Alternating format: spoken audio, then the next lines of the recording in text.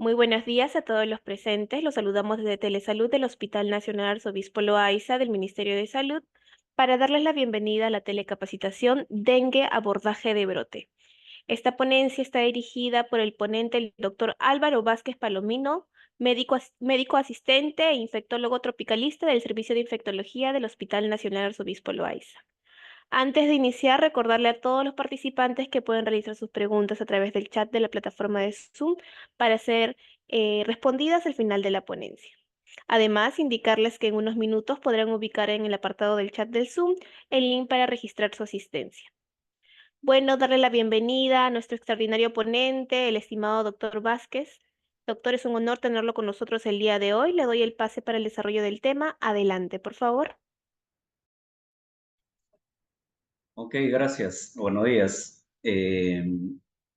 Vamos a iniciar la ponencia sin más preámbulos, pero antes del inicio quería hacer una reflexión sobre la situación actual y futura del dengue, con brotes y epidemias que se nos avecinan y pueden hacer colapsar los sistemas de salud, tanto en Lima como en algunas otras provincias del país, porque eh, por eso la adopción de medidas de prevención y también de mitigación y de abordaje de brotes y epidemias es de suma importancia para que el Estado tenga planes de salud, y también que se comprometan a esta lucha que la luchamos todos, ¿no? Es un reto no solamente para el sistema de salud, sino también para toda la población.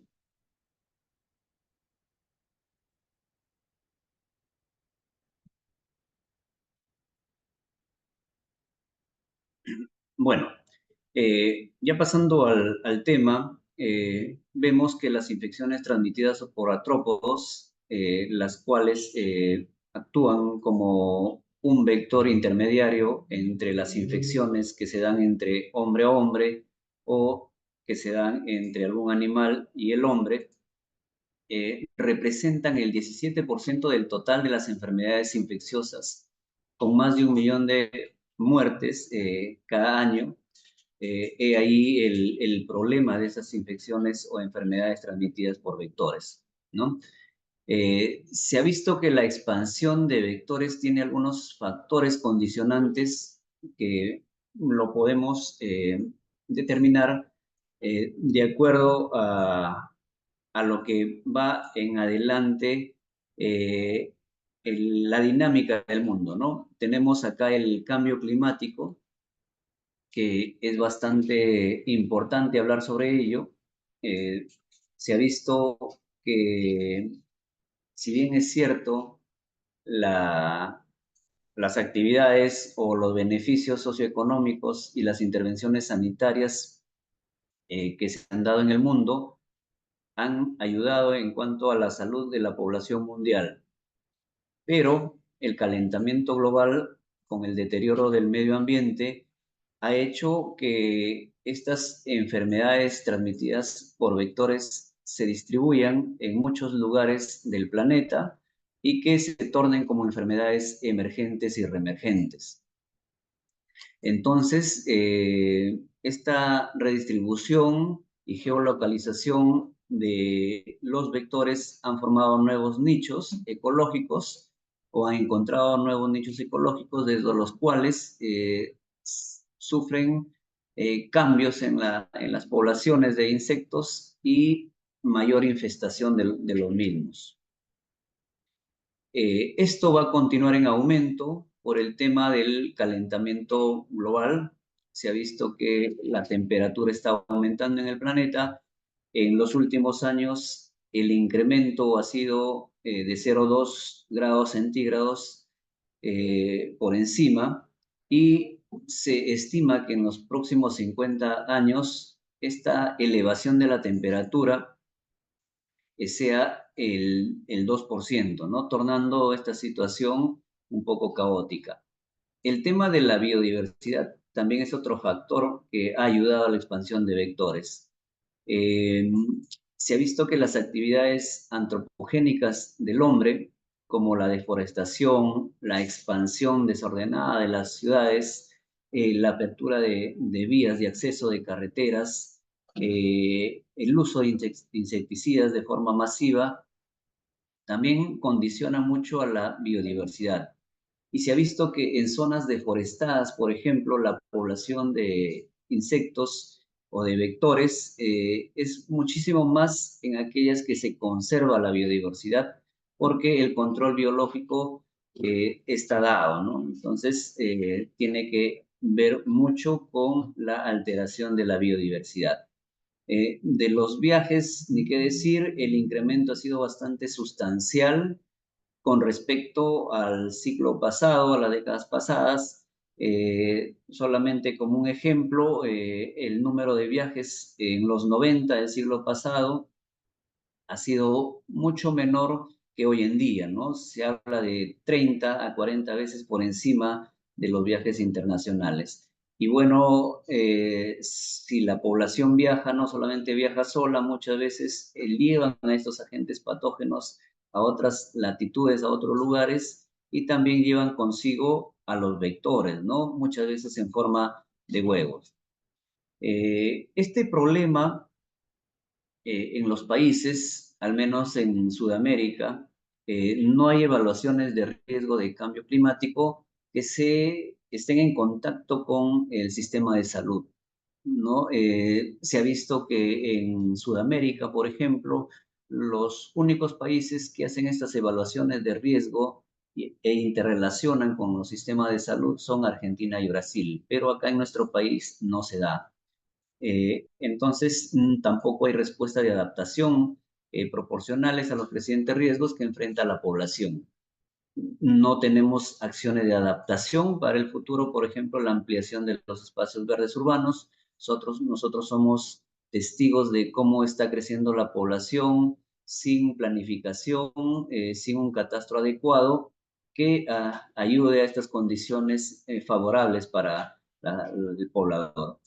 El fortalecimiento de los sistemas de salud también ha sido nulo o muy poco en nuestro país. Si bien es cierto, hemos tenido la experiencia con la pandemia del COVID-19, pero nos falta mucho por desarrollar este fortalecimiento. Y la construcción de infraestructura esencial más resiliente, o sea, que resista al cambio y que sea adecuada para los desastres, tampoco lo tenemos, ¿no? Por eso el escenario real global, hay muchas especies de artrópodos y cientos de microorganismos que están tendentes al mayor alcance a nivel mundial, ¿no? Y en cada rincón, en cada latitud de nuestra Tierra. Bueno, en cuanto vamos a hablar rápidamente de algunos aspectos epidemiológicos, vemos que los países que reportan casos autóctonos de dengue de noviembre del 2022 a noviembre del 2023, la OMS documentó un aumento marcado en 10 veces más en la década del 2000 al 2019, en donde se pasó de, de 500.000 a más de 5 millones de casos. Hubo una disminución de casos por la pandemia del COVID-19 del 2020 al 2022, pero en el 2023 hay un máximo histórico de más de 5 millones de casos y más de 5.000 muertes reportadas en 80 países y territorios y 5 regiones de la Organización Mundial de la Salud.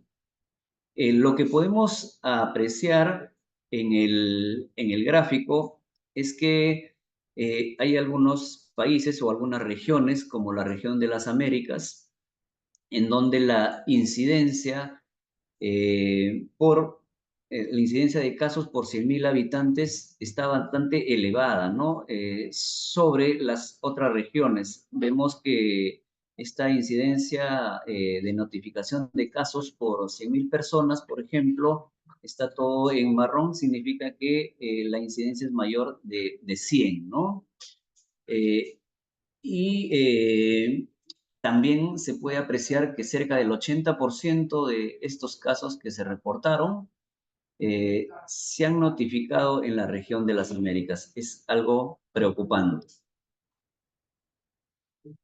En cuanto a nuestro país, vemos que hay algunas regiones como Lima que están reportando hasta la semana epidemiológica número 21, que es hasta el 25 de mayo del 2024, más de 60.000 casos, ya seguido por otras regiones como La Libertad, como Piura, como Ica, que también el reporte de casos es incrementado.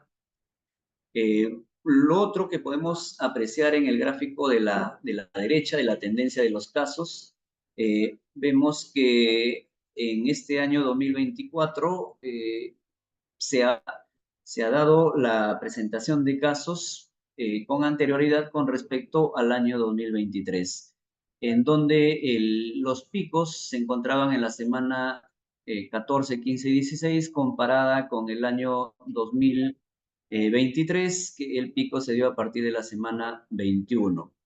Podemos recordar que el calor en el año pasado perduró en esos meses de otoño y de invierno. En cuanto a los casos y defunciones, en el Perú ya se tiene casi 250.000 de casos hasta la semana epidemiológica 21. Esto es bastante significativo y que si nosotros vemos de acuerdo a la presentación del dengue, los casos sintomáticos, asintomáticos, son la mayoría, ¿no? Representan el 80%. Y estos casos que nosotros hemos captado en la mayoría son sintomáticos. Entonces, si hacemos una proyección con una regla de 3 simple, vemos que el número de casos real estimado posiblemente cerca de 1.000.000 de casos hasta la semana 21, ¿no? Es una cifra bastante grande, ¿no? Y las defunciones, vemos que son 227 para la semana 21 del 2024.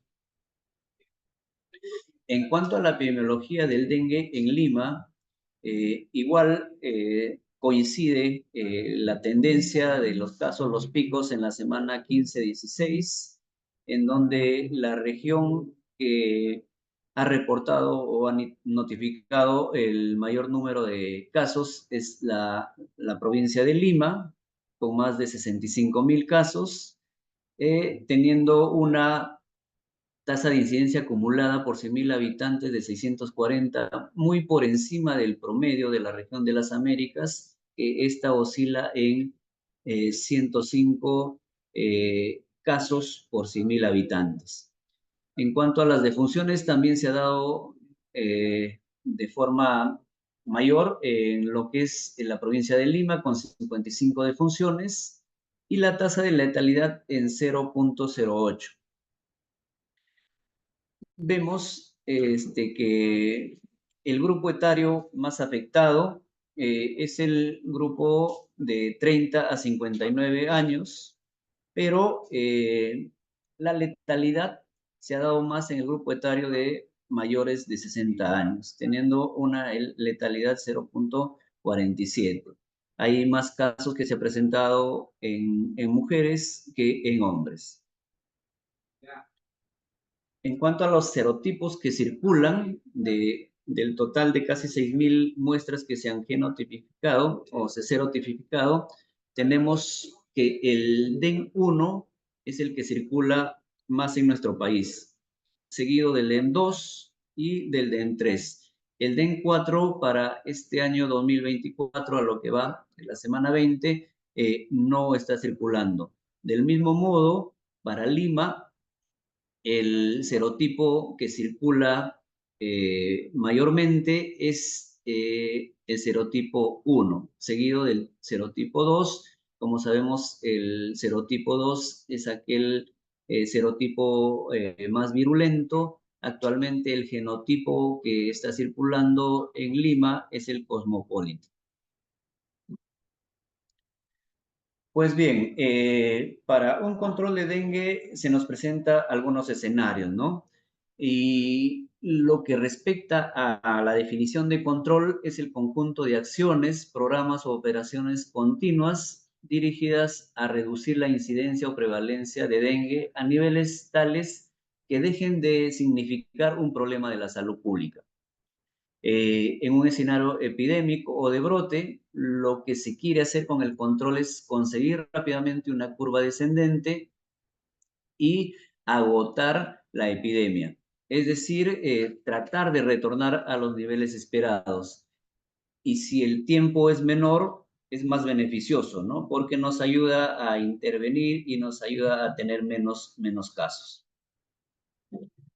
En cuanto a las medidas de alcance poblacional para el control, para el abordaje del dengue, son de tres tipos. Está el control, la eliminación y la erradicación de la enfermedad. ¿No? Ya OMS salió a decir que es muy difícil lograr la eliminación y más aún la erradicación, ¿no? Lo que se tiene que hacer las medidas de control. Entonces, las medidas de control lo que buscan es reducir la incidencia de la enfermedad a niveles de que deje de constituir un problema de la salud pública y el objetivo primario es evitar la mortalidad y la morbilidad por dengue, ¿no?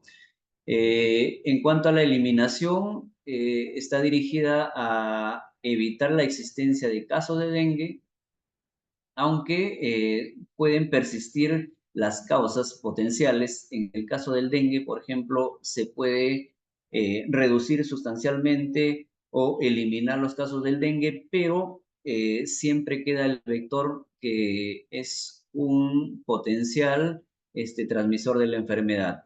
Así que en el tema de la eliminación está un poco complicado también por muchas características del Aedes aegypti que vamos a hablar más adelante.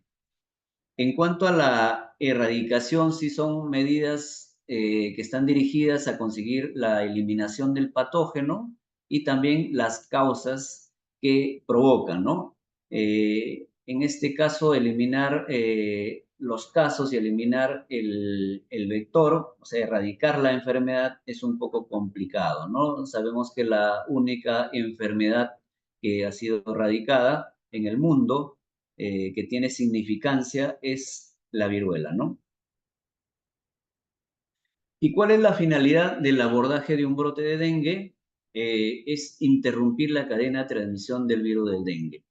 Como nosotros sabemos, esta cadena de transmisión inicia con el zancudo Aedes, que no está infectado, pica a una persona con dengue, se infecta el zancudo. Una vez que está infectado, hay replicación viral dentro del organismo del zancudo y este virus se aloja en las glándulas salivales del zancudo que pica a una persona sana e inocula el virus. Y esa persona hace la infección. Entonces, interrumpir la cadena de transmisión en el dengue es básicamente actuar sobre el vector.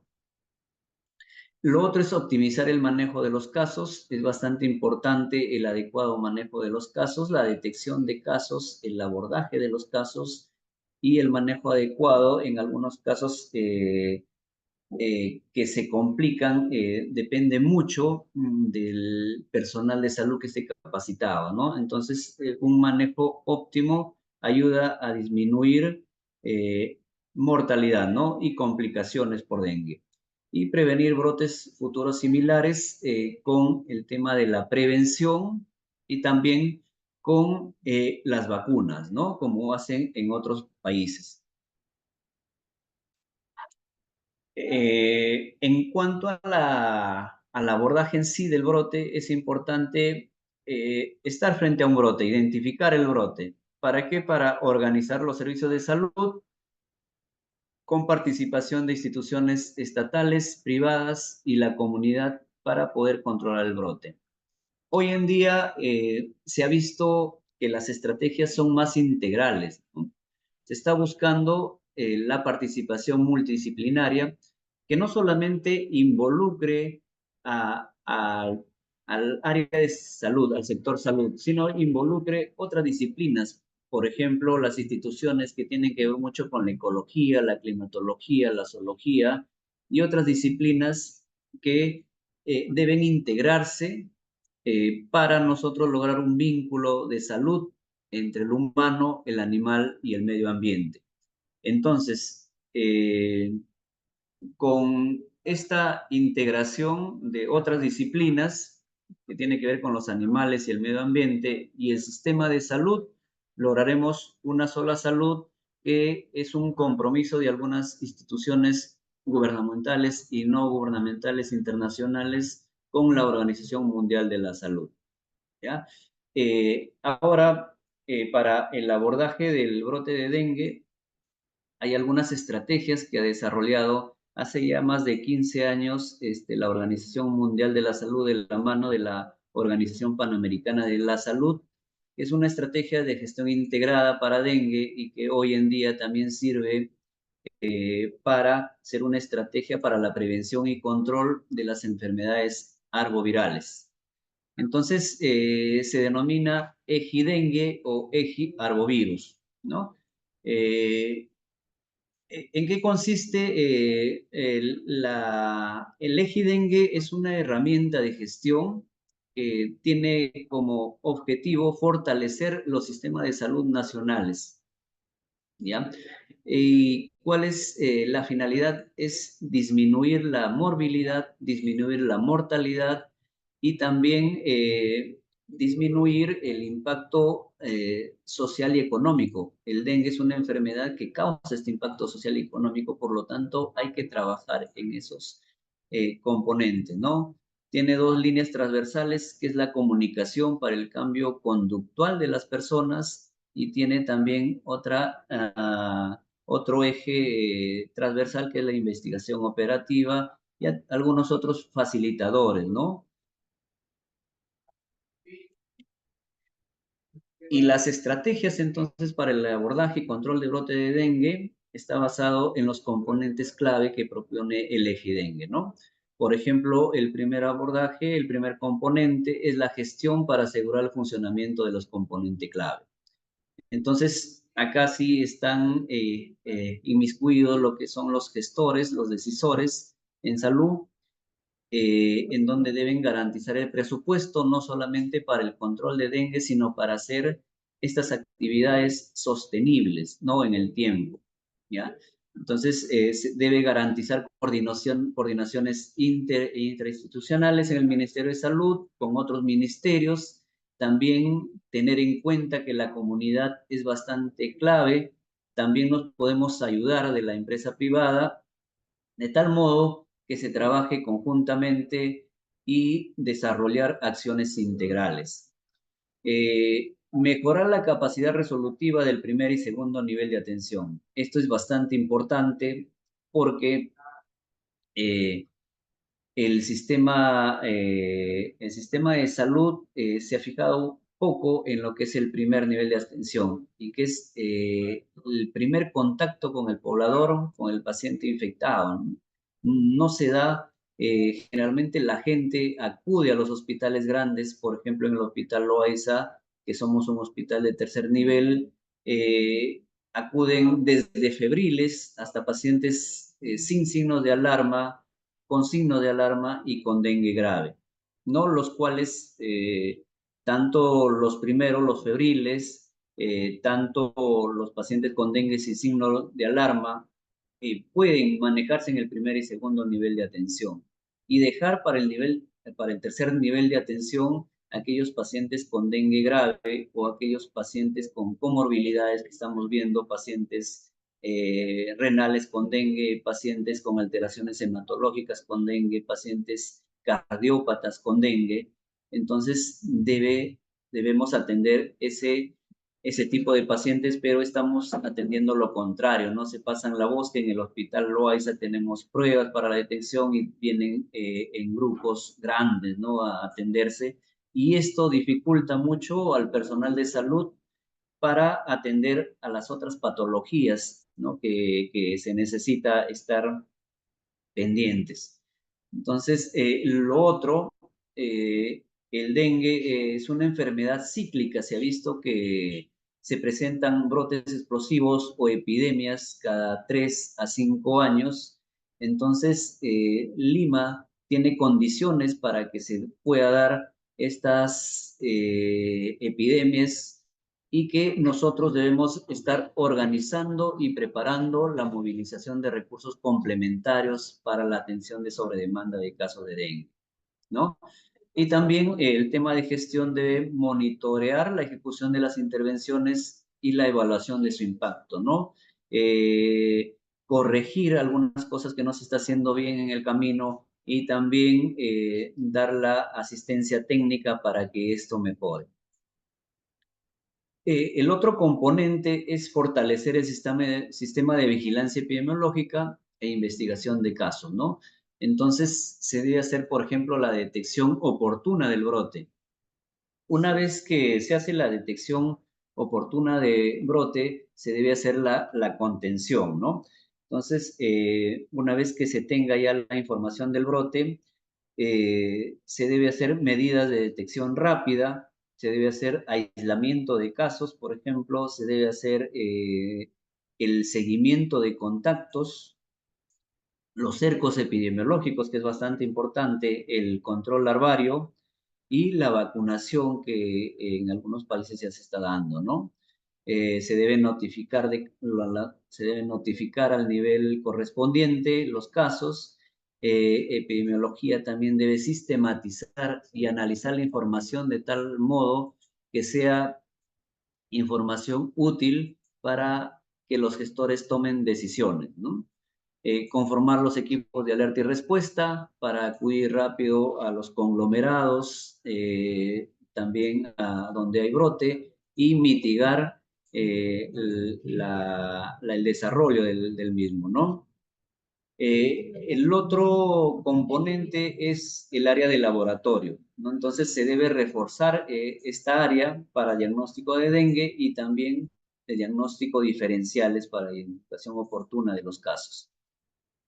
La capacidad operativa para dengue debe estar fortalecida de tal modo que nuestros laboratorios sean de soporte laboratorial para poder identificar laboratorialmente los casos de dengue, ¿no?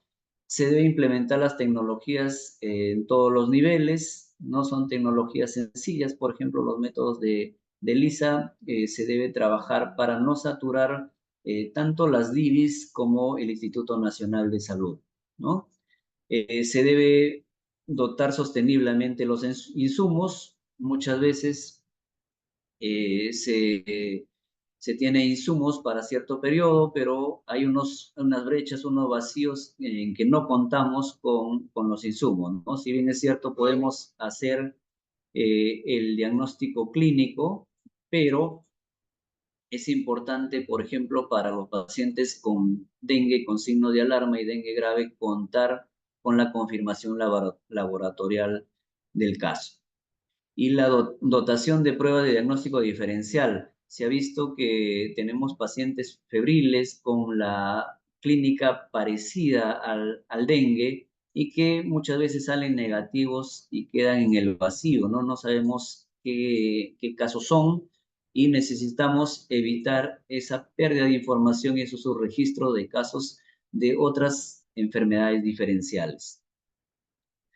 En cuanto al componente de organización, es importante preparar a los profesionales de salud, fortaleciendo las capacidades y establecer garantías de calidad en los servicios, ¿no? Eso tiene que ver mucho con la atención de los pacientes con dengue, ¿no? Eh, se vienen implementando unidades de febriles en el primer nivel, también hay unidades de vigilancia clínica de dengue en el primer y segundo nivel. Eso es bastante importante porque sirve como centros especializados de contención de pacientes para progresión a complicaciones o a dengue grave, ¿no? Se debe reforzar las unidades de cuidados intensivos para la atención de casos de dengue grave. También es importante la capacitación constante del personal de salud, adherido a las guías, a las normas técnicas que tenemos sobre dengue, ¿no? Tanto nacionales como internacionales. Es bastante importante para realizar el manejo consensuado y con evidencia científica. Establecer las garantías de calidad en los servicios, eh, con personal capacitado, también en el sector público como en el privado, ¿no? Eso es importante, muchas veces el sector privado está descuidado y es ahí donde hay mayor casos, por ejemplo, de dengue grave o muertes por dengue, ¿no? Entonces hay que trabajar también en el sector privado. Y es importante como un componente también establecer las líneas de investigación científica de acuerdo a nuestra realidad, ¿no? Todas las realidades de los pueblos son distintas, ¿no? Tenemos nuestra población distinta, si bien es cierto, el vector es el mismo, pero tiene algunas características distintas a otras poblaciones y el virus que circula también es distinto, ¿no? Entonces, nuestras experiencias es bastante importante para llevar las lecciones aprendidas a los decisores y también podamos ayudar en cuanto a, a innovaciones en cuanto al manejo de la enfermedad, ¿ya? En cuanto al otro componente de promoción de la salud y la comunicación, es importante las intervenciones de promoción de la salud para hacer frente al dengue. Y acá tenemos que decir que la participación es tanto del personal de salud y de la comunidad. Muchas veces la población, el poblador piensa que el problema del dengue solamente es del personal de salud y no es así. El dengue tenemos que asumirlo todos. Entonces, debemos abordar algunos determinantes sociales de la salud para la prevención del dengue, ¿no? Entonces, los determinantes como los macrofactores y microfactores tenemos que nosotros poder abordarlo, ¿no? También se debe hacer desarrollo de acciones para la opción de prácticas saludables de prevención y control de dengue en las familias y comunidad, ¿no? Es importante que la comunidad esté informada y que también colabore, por ejemplo, para los accesos de intervenciones integradas del vector, ¿no? Muchas veces hay casas o hogares renuentes que no quieren abrir las puertas al personal de salud porque no está informada previamente, ¿no? Al respecto. Entonces, acá la comunicación es bastante importante, ¿no? Eh, Establecer estrategias de comunicación de riesgo, por ejemplo, acá en Lima es una enfermedad emergente, nueva, y que la población no está muy familiarizada con algunos términos y también con una información adecuada, ¿no? La, los pobladores no saben cuál es el impacto del dengue, ¿no? Y eso tenemos que trabajarlo. Entonces, el poblador piensa que solamente el dengue es una enfermedad febril y que va a pasar, ¿no? Y no mide el impacto de si no se maneja adecuadamente, pueden progresar a complicaciones y a muerte, ¿no? Eso tiene que conocer el poblador para que nos pueda ser un aliado en el manejo de la enfermedad, ¿no?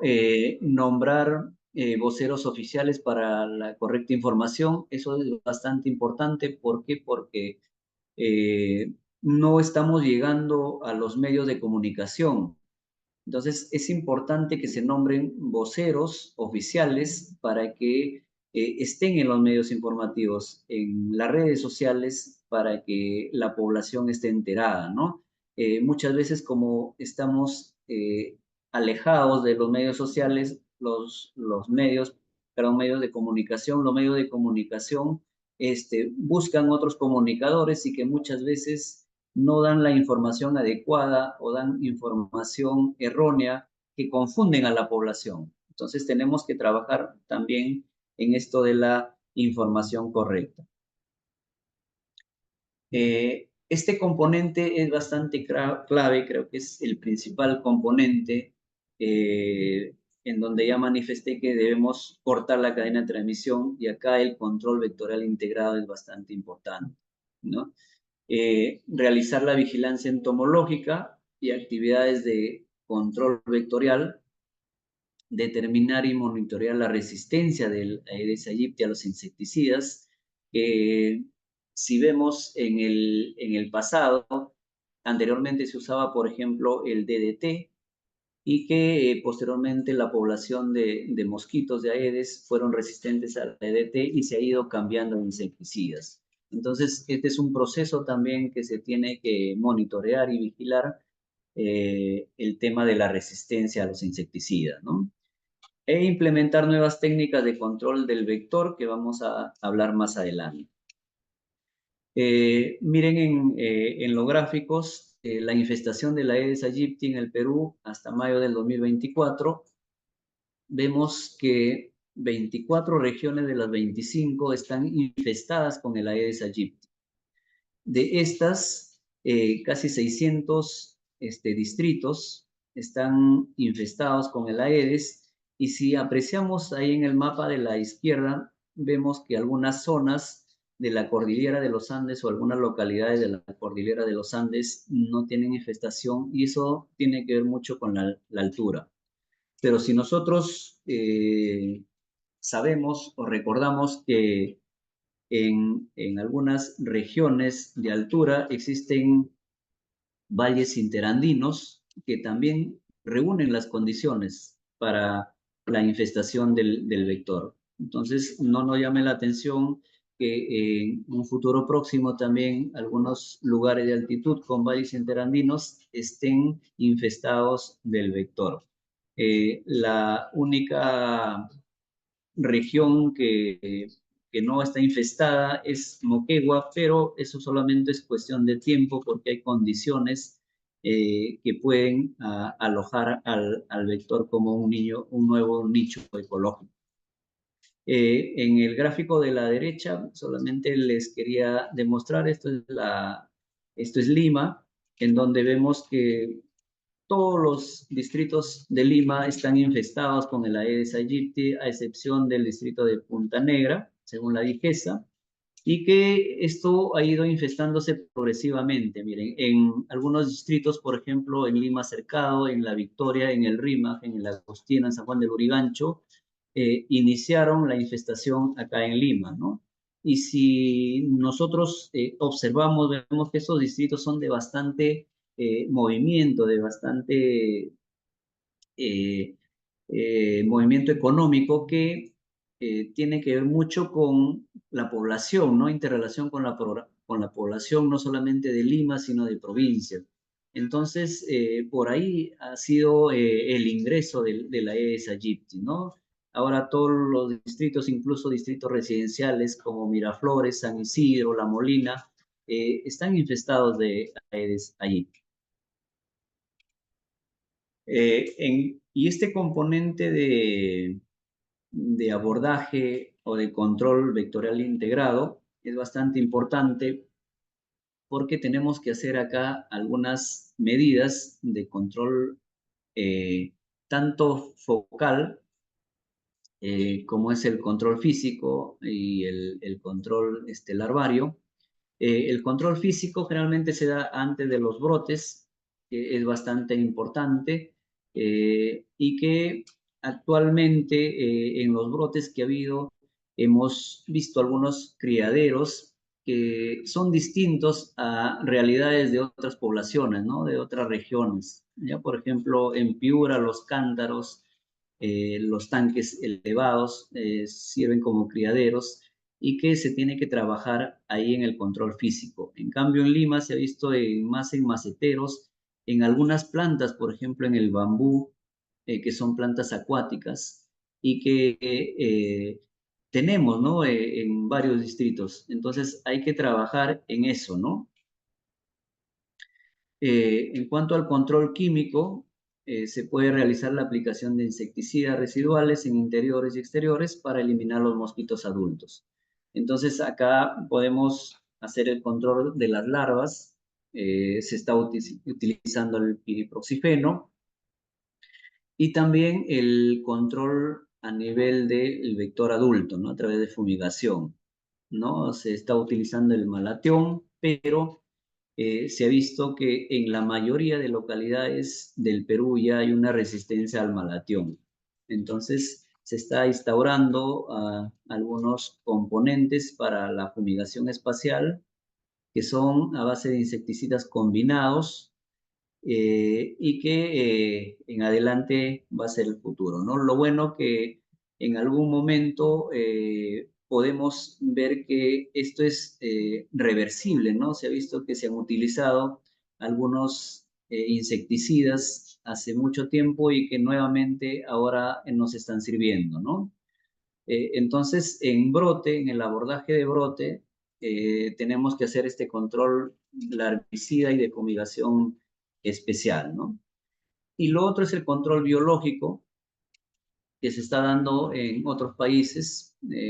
Por ejemplo, Australia es bastante empleado, han llevado mosquitos infectados con una bacteria que se llama Wolbachia y que han dejado en zonas silvestres y que está ayudando a controlar o a disminuir la población del vector.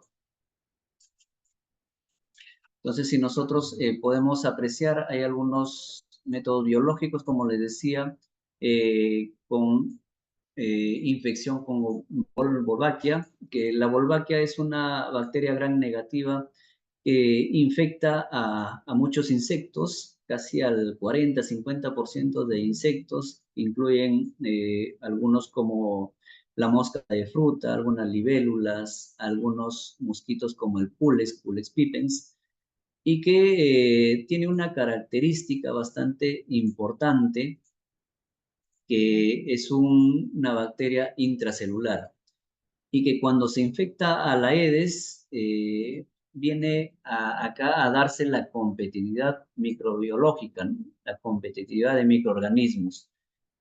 Una vez que la bacteria Wolbachia infecta a las células de forma intracelular, evita que el dengue se replique, ¿no? El virus del dengue se replique o no es eficiente, ¿no?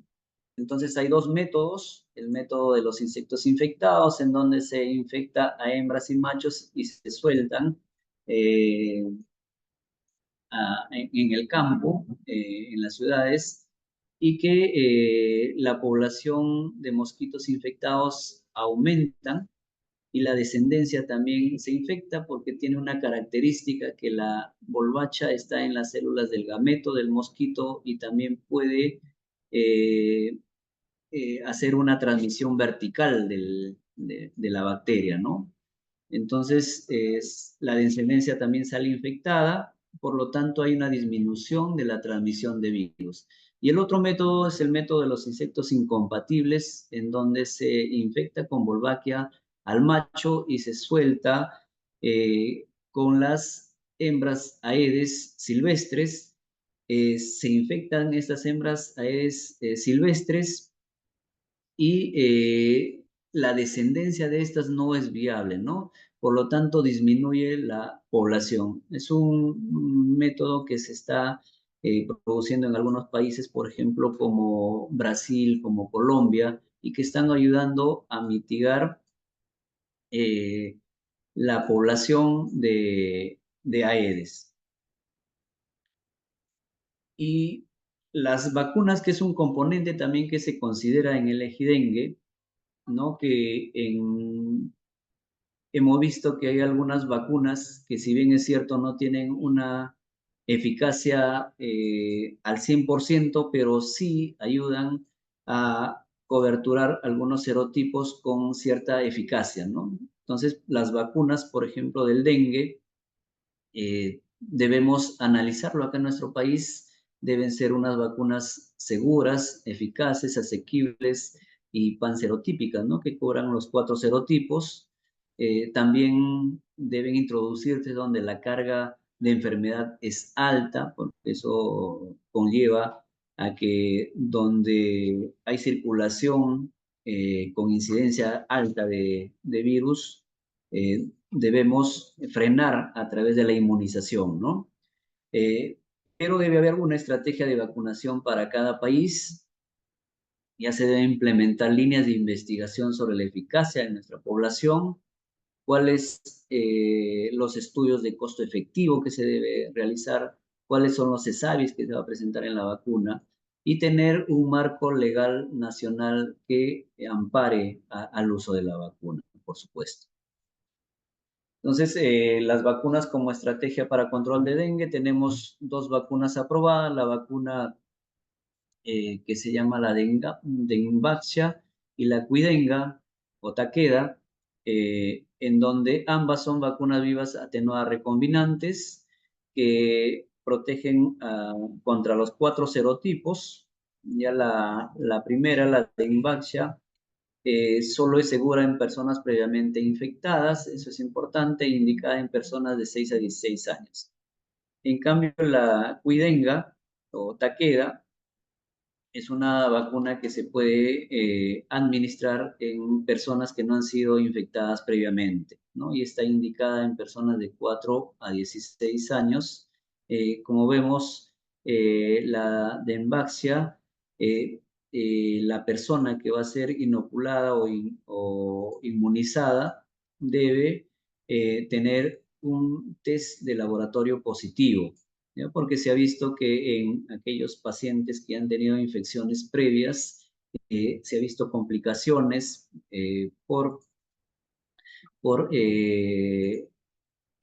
infecciones que tienen que ver mucho con los complejos antígeno-anticuerpo, ¿no?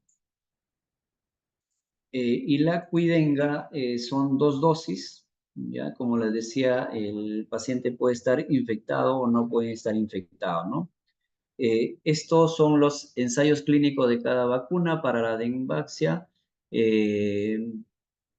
Hay un estudio que se llama el SDTV, en donde eh, se basa en un estudio de fase 3, aleatorizado, doble ciego, que se estudió en Asia y América Latina e incluyó a 35.000 participantes, ¿no?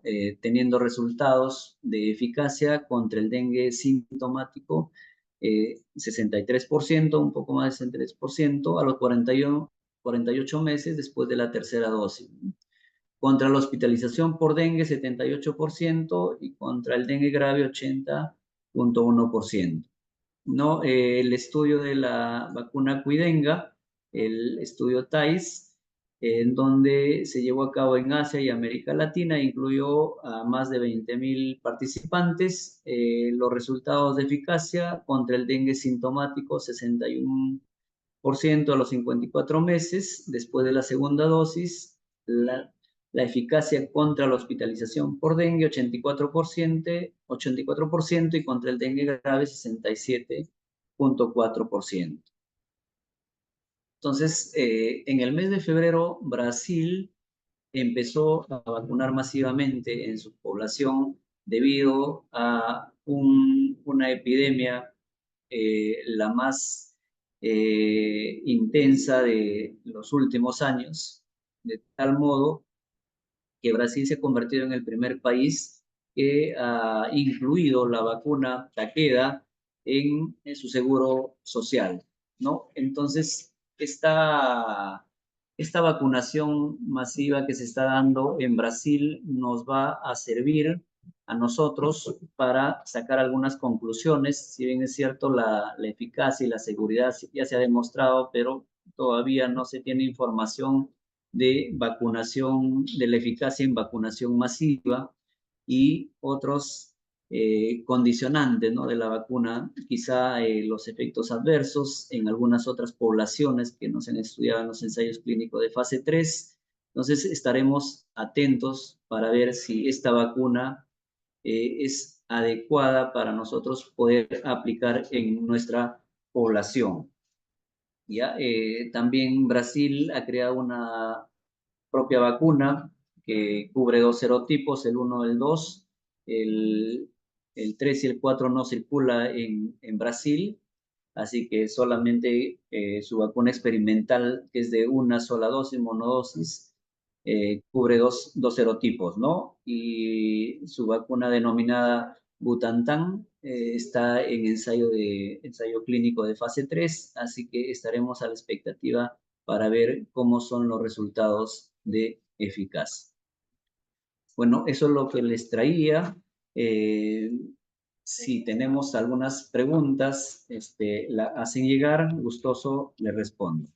Gracias. Muchísimas gracias y felicitaciones, doctor. En caso los participantes tengan alguna duda, lo pueden realizar en el apartado del chat de la plataforma. Mientras tanto, ¿podría brindarnos alguna otra recomendación final, doctor, respecto al tema expuesto? Sí, en Lima se ha incrementado en este año 2024 los casos. Hasta la semana epidemiológica 21 ya teníamos eh, más de 65.000 casos y que han sobrepasado un gran porcentaje al número de casos del 2023, ¿no? Si nosotros hacemos una regla de tres simple, vemos que el 80% de casos son asintomáticos, entonces hablaríamos de muchísimos más casos en Lima. Tenemos que estar preparados para un posible brote explosivo en Lima y que nuestro sistema de salud tiene que estar preparado. ¿Por qué? Porque Lima reúne las condiciones para que se dé este tipo de epidemias, ¿no? Tenemos la población susceptible, tenemos al vector y tenemos la circulación de hasta tres serotipos, ¿no? Y prepararnos porque estas epidemias o estos brotes son cíclicos, se pueden dar cada 3 años, eso debido a que aumentan los susceptibles, aumenta la población de Aedes aegypti y también la característica del virus, ¿no? Muchas veces se tornan más patogénicos o se tornan más virulentos, ¿no? Y como sabemos también, la reinfección por otro serotipo puede traer condiciones más dañinas para la salud con casos severos de dengue. Muchísimas gracias, doctor. Nuevamente felicitarlo por tal extraordinaria ponencia, al ver que no hay duda respecto del tema expuesto el día de hoy por parte de los participantes. Vamos a proceder a agradecer a todos por haber participado el día de hoy e invitarlos a suscribirse a nuestro canal de YouTube. Nos pueden encontrar como Hospital Nacional Arzobispo Loaiza y podrán ver nuevamente las telecapacitaciones y tele-IS. De igual manera pueden escribirnos en los comentarios otros temas de interés que les gustaría que se tocaran próximamente. Y con nosotros sería hasta una próxima telecapacitación. Muchísimas gracias, doctor Vázquez. Esperamos contar nuevamente con su apoyo en una próxima oportunidad. Muchísimas gracias. Gracias, gracias. Hasta otra oportunidad y saludos a todos los participantes. Recordarle a los participantes que tienen el link en la plataforma para que registren su asistencia. Se habilitará por 10 minutos más. Los que faltan registrar su asistencia, por favor, pueden ir registrando.